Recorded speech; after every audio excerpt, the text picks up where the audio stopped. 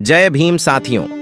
आखिर क्यों डॉक्टर अंबेडकर के निधन के बाद बाबा साहेब की दूसरी पत्नी पर लगे थे साजिश के आरोप और बैठाई गई थी जांच।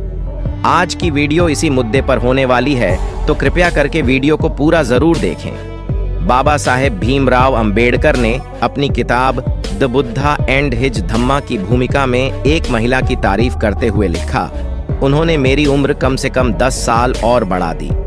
इस महिला पर बाद अंबेडकरवादियों ने आरोप लगाया कि उनके नेता का निधन एक हत्या थी, जिसके लिए ये महिला जिम्मेवार है। ये महिला कोई और नहीं बल्कि डॉक्टर अंबेडकर की दूसरी पत्नी डॉक्टर सविता थीं, जिनकी शादी से न केवल अंबेडकर के परिवार वाले बल्कि उनके बहुत से प्रशंसक भी नाराज हो गए थे। अंबेडकर के निधन के बाद वास्तव में उनका जीवन कैसे बीता? जब अंबेडकरवादियों ने डॉक्टर सविता पर आरोप लगाया तो जवाहरलाल नेहरू प्रधानमंत्री थे। अंबेडकर के परिवार और उनके बहुत से अनुयायियों की मांग पर केंद्र सरकार ने इसकी जांच कराई। हालांकि जांच के बाद सविता को क्लीन चिट दे दी गई। बाद में कांग्रेस ने उन्हें कई बार राज्यसभा सदस्यता का न्योता दिया, लेकिन उन्होंने विनम्रता से अस्वीकार कर दिया। शादी के बाद बहुत से लोगों की शिकायत ये रहने लगी कि अब डॉक्टर अंबेडकर से मुलाकात करना मुश्किल हो गया है।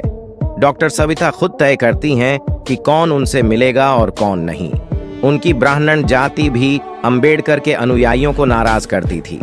डॉक्टर सविता अंबेडकर पर बाद में कई किताबें लिखी गईं, जिनमें कहा गया कि उन्होंने न केवल पत्नी बल्कि अंबेडकर के डॉक्टर की जिम्मेदारी भी बखूबी निभाई।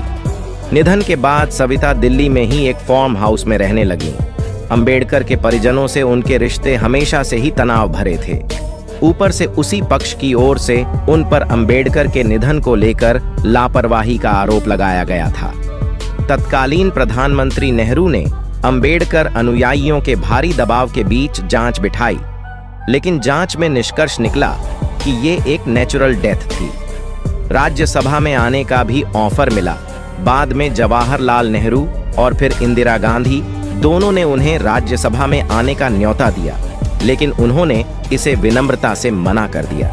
हालांकि जब भारत सरकार ने अंबेडकर को भारत के सर्वोच्च नागरिक सम्मान भारत रत्न से विभूषित किया, तो 14 अप्रैल 1990 के दिन यह सम्मान डॉक्टर अंबेडकर की पत्नी की हैसियत से उन्होंने ग्रहण किया। दिल्ली में अंबेडकर को लेकर होने वाली कई गतिविधियों में वह सक्रिय रहती थीं। हालांकि उन्होंने खुद को सियासी गतिविधियों से काट रखा था, लेकिन बाद में मुंबई जाकर उन्होंने सियासी तौर पर सक्रिय होने की कोशिश की। नेहरू ने बड़ी नौकरी देने का भी प्रस्ताव दिया था। सविता अंबेडकर ने डॉक्टर अंबेडकर च्या सहवासत शीर्षक से आत्मकथा लिखी। ये मराठी में प्रकाशित हुई, फिर इसका हिंदी और अंग्रेजी में अनुवाद भी हुआ। उसमें उन्होंने लिखा, डॉक्टर अंबेडकर के परिनिर्वाण के बाद मुझे प्रधानमंत्री जवाहरलाल नेहरू ने सरकारी अस्पताल में मेडिकल ऑफिसर की नौकरी देने तथा राज्यसभा में लेने की बात कही थी, लेकिन मैंने स्वेच्छा से मना कर दिया। कारण था कि बाबा साहेब ने मुझे किसी तरह की नौकरी से अलग रहने के लिए कहा था। फिर राज्यसभा की सदस्यता को स्वीकार करना, कांग्रेस की मर्जी से चलने के लिए अपने आप को तैयार करना था, जो मैं नहीं चाहती थी। ये सब स्वीकार करना बाबा साहेब के विचारों के विरुद्ध जाना था। डॉक्टर सविता भीमराव अंबेडकर का जन्म महाराष्ट्र के एक कुलीन ब्राह्मण परिवार में हुआ था। वो डॉक्टर थीं। बाबा साहेब की दूसरी पत्नी बनी। जिस समय अंबेडकर ने उनसे शादी की, उनके परिवारजन ही नहीं बल्कि बहुत से अनुयायी भी खासे नाराज हुए।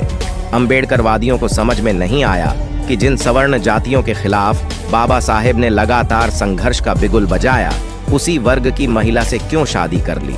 क्या हुआ? 6 दिसंबर की रात सविता उस दिन यानी 6 दिसंबर 1956 को अंबेडकर के साथ दिल्ली में थीं, जब उनका निधन हुआ। दरअसल दिन में सब कुछ ठीक था। बाबा साहेब एक दिन पहले 5 दिसंबर की शाम कुछ मुलाकातियों से मिले। फिर उन्हें सिरदर्द की शिकायत हुई। उन्होंने सहायक से सिर दबवाया, खाया खाया, सोने से पहले पसंदीदा गीत गुनगुनाया, सोते समय किताब पढ़ी। सुबह वो बिस्तर पर मृत मिले। शायद रात या फिर सुबह तड़के ही सोते सोते हार्ट अटैक से उनका निधन हो गया था। उनके इस निधन को अंबेडकर को मानने वाले एक वर्ग ने संदेह की नजरों से देखा। उन्होंने आरोप लगाया कि ये निधन स्वाभाविक नहीं बल्कि साजिश का नतीजा है।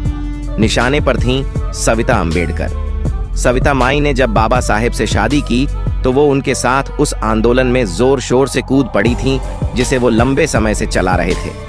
वो सामाजिक कार्यकर्ता थीं, होनहार डॉक्टर थीं।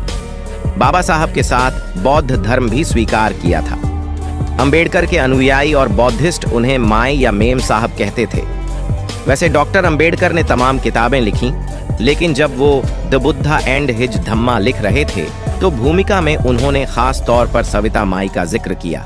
उन्होंने बताया कि किस तरह से केवल उनके कारण उनकी जिंदगी के 8 से 10 साल बड़े हैं। सविता मुंबई में मराठी ब्राह्मण परिवार में 27 जनवरी 1909 को पैदा हुई थी। तब बहुत कम महिलाएं पढ़ाई करती थीं। ऐसे में उनका न केवल पढ़ाई करना बल्कि डॉक्टरी की पढ़ाई करना असाधारण ही कहा जाएगा।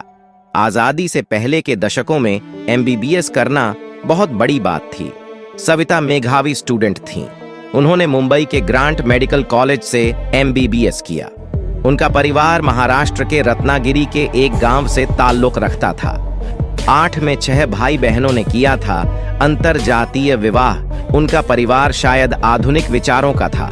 8 भाई बहनों में 6 ने अंतरजातीय विवाह किया था। सविता ने खुद डॉक्टर अंबेडकर अच्छा सहवासत शीर्षक से आत्मकथा में लिखा, हम भाई बहनों के अंतरजातीय विवाह करने पर हमारे परिवार ने कोई विरोध नहीं किया। इसका कारण था कि पूरा परिवार सुशिक्षित और प्रगतिशील था। फॉरवर्ड प्रेस में प्रकाशित एक लेख सविता के हवाले से कहा गया, मेरा डॉक्टर अंबेडकर के जीवन में कैसे, कहां, कब और क्यों प्रवेश हुआ, इसके बारे में लोगों के मन में खासा कौतूहल रहा है। इस बारे में तमाम लोगों ने भ्रामक बातें भी फैलाई गईं। उनकी पहली मुलाकात डॉक्टर अंबेडकर से मुंबई में अपने परिचित डॉक्टर S.M. राव के घर पर हुई। डॉक्टर राव ने भी अपनी पढ़ाई लंदन में की थी। अंबेडकर अक्सर दिल्ली से मुंबई आने पर डॉक्टर राव के घर जाते थे। तब बाबा साहेब वायसराय की कार्यकारिणी में श्रम मंत्री थे। पहली मुलाकात के बाद कई ऐसे अवसर आए जबकि अंबेडकर की सविता से मुलाकात हुई। फिर बढ़ती मुलाकातों ने निकटता भी बढ़ाई। 1947 आते आते डॉक्टर अंबेडकर तबीयत खराब रहने लगे थे। सविता ही उनका इलाज कर रही थीं। उन्होंने अंबेडकर का स्वास्थ्य बेहतर करने में काफी काम किया। लोकवांग्मय गृह प्रकाशन मुंबई से प्रकाशित पुस्तक डॉक्टर बाबा साहेब में कहा गया कि 16 मार्च 1948 को दादा साहब गायकवाड़ को लिखे पत्र में अंबेडकर ने कहा, सेवा टहल के लिए किसी नर्स या घर संभालने के लिए किसी महिला को रखने पर लोगों के मन में शंकाएं पैदा होंगी, इसलिए शादी कर लेना ही सबसे उचित रास्ता रहेगा। मैंने पहली पत्नी के निधन के बाद शादी नहीं करने का निश्चय किया था, लेकिन अब जो स्थितियां हैं उसमें मुझको अपना निश्चय छोड़ना होगा। 15 अप्रैल 1948 को डॉ अंबेडकर का विवाह उनके दिल्ली स्थित घर पर डॉक्टर सविता कबीर हुआ। तब बाबा साहेब हार्डिंग एवेन्यू अब तिलक ब्रिज में रहते थे। शादी के लिए रजिस्ट्रार के तौर पर रामेश्वर दयाल डिप्टी कमिश्नर दिल्ली बुलाए गए। यह विवाह सिविल मैरिज एक्ट के अधीन सिविल मैरिज के तौर पर संपन्न हुआ। इस मौके पर सविता के परिजनों समेत कई लोग मौजूद थे, सिवाय अंबेडकर के अपने करीबी परिजनों के। जी रही हूं तो अंबेडकर के नाम के साथ, मरूंगी तो इसी नाम के साथ उन्होंने आगे लिखा, मुझे साहेब ने स्वीकार किया। मैं अंबेडकर मई हो गई। मैंने उनका हमेशा साथ दिया। बीते 36 सालों से विधवा का जीवन जी रही हूं, वह भी अंबेडकर के नाम के साथ। मैं अंबेडकर के नाम के साथ जी रही हूं और मरूंगी भी तो इसी नाम के साथ। 19 अप्रैल 2003 को मुंबई के JJ हॉस्पिटल में खराब स्वास्थ्य के कारण उन्हें भर्ती कराया गया। 29 मई 2003 को उनका निधन हो गया। दोस्तों, आज की वीडियो में बस इतना ही। इस चैनल पर मैं सिर्फ बाबा साहेब के जीवन से जुड़ी छोटी बड़ी सभी जानकारी लेकर आता रहता हूँ। यदि आप बाबा साहब को पसंद करते हो और इनके बारे में और अधिक जानना चाहते हो तो हमारे YouTube चैनल को सब्सक्राइब कर लें। वीडियो को पूरा देखने के लिए धन्यवाद। आपका दिन शुभ हो।